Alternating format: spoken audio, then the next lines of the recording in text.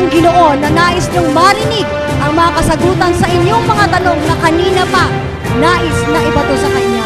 Wala pong iba kundi po si Senator Bongbong Marcos Jr.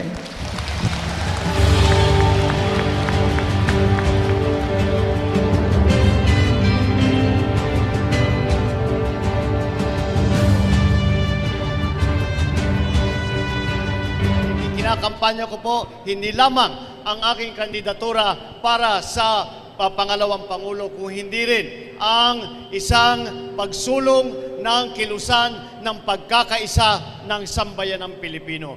Yan po sa aking pananaw ang tanging paraan para maramdaman muli ng ating mga kababayan ang pagbabago, ang pag-unlad at pagpaganda ng buhay dito sa Pilipinas. Kaya po, itong pag-uusapan po natin ngayong araw na ito ay tungkol lalo na sa peace and order, at nakikita po natin na marami po tayong problema sa peace and order.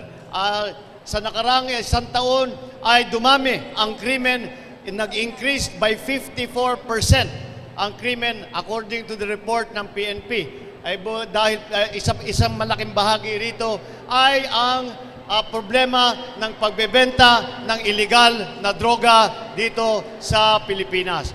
Hindi na lamang kagaya ng dati ay sinasabi ang Metro Manila ay 92% ng barangay sa Metro Manila ay meron nang naapektuhan na ng sindikato ng mga droga.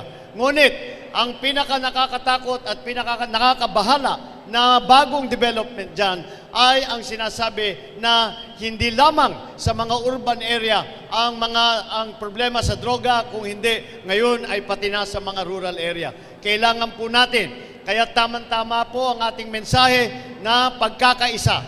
Dahil sa problema, lalong-lalo na sa peace and order at sa mga ibang larangan ng ating lipunan, ay kailangan po natin ay itong pagkakaisa. Dahil kailangan lahat ng sektor ng ating lipunan ay kasama sa magiging solusyon para sa mga problemang hinaharap ng taong bayan. Senator Bongbong, marami pong salamat sa inyo.